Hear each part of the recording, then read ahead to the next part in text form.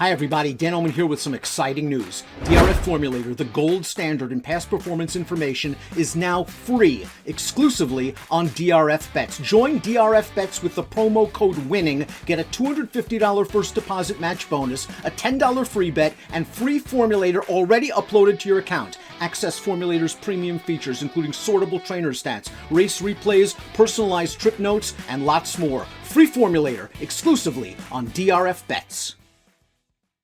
Hi everybody, Dan Illman, Mike Beer, 3 stakes races on tap at Gulfstream Park on Saturday. We're going to take a look at race number 6. It's the any limit for 3-year-old fillies going 3/4 of a mile. It's $100,000, and let's take a look at this field. It's an intriguing race, Mike, because several of these horses have good early speed. Strategic Bird gets a nice outside post position. She's fast, but I think she's versatile enough to take back if necessary. You could also argue she's the speed of the speed. Yeah, I looked at it the latter proposition there, Dan. I just think she's a really fast horse. You're right, being drawn outside gives them options. They drew the outside post the last time we saw her in the Gasparilla, and they did try to sit a little bit there. All in all, she ran fine. I still think she's probably better when they just send her. And I do think she's fastest early in here if they want the lead. The strength of this race, though, is clearly to the outside.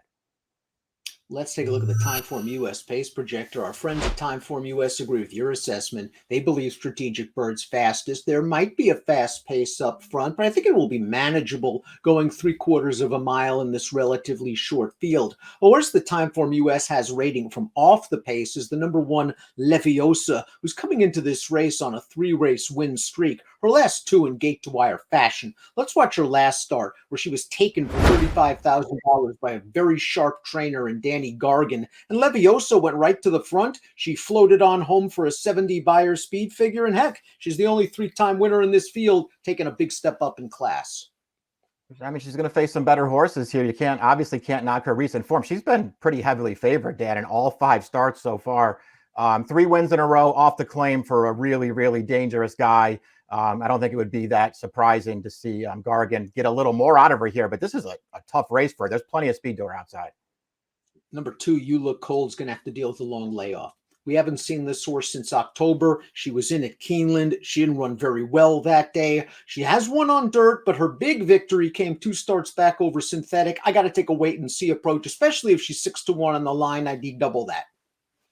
Yeah, I agree. If she's a big price, I feel like there's a way to make a case for her, Dan. Outside of the Myrtlewood, the last time we saw her at Keeneland, I mean, that's a race.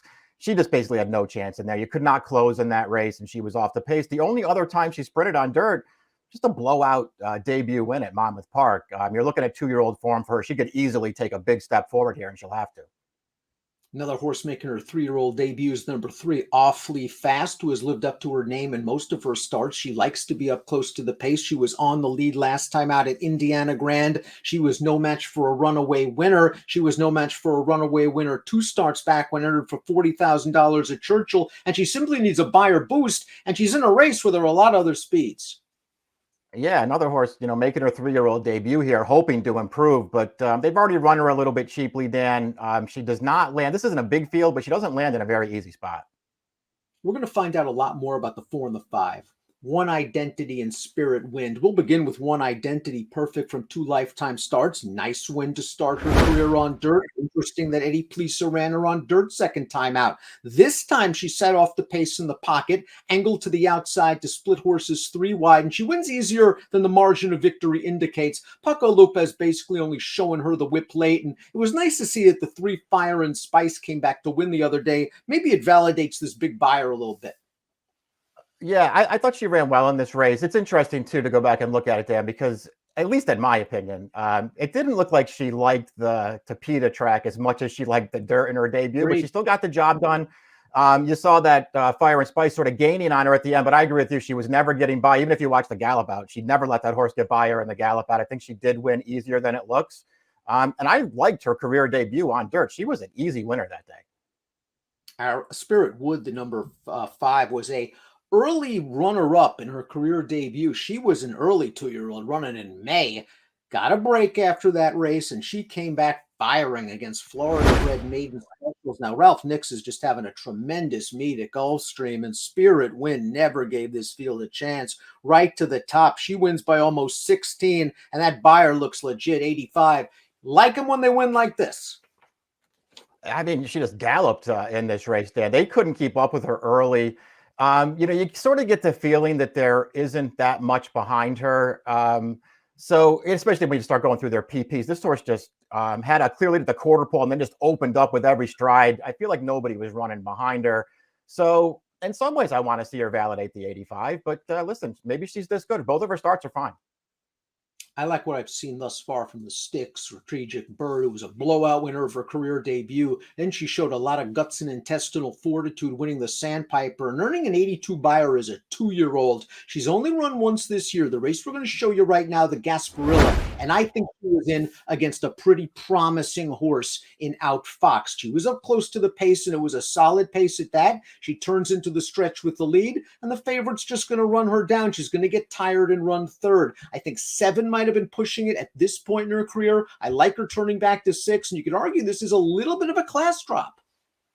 Yeah, I think the 7 got to her here too. You can see how tired she is there at the end of the race. She made it down to about the 16th pole, Dan. That was it for her. She didn't want to go any farther than that. You're right. Outfoxed, I think, is a good horse. The runner-up, Goddess of Fire, came back and ran second in the Rachel Alexandra. She was in a really good field last time, probably going farther than she wants to go at this point. And they just tried to rate her a little bit there, Dan. It wasn't, a bad performance at all, but she's really, really fast early. If you go back and watch her first 2 starts, in her career debut, she broke running in there and had 5 on that field immediately. Even when she won the Sandpiper, she didn't break great from the rail, but she was way too fast for that field early.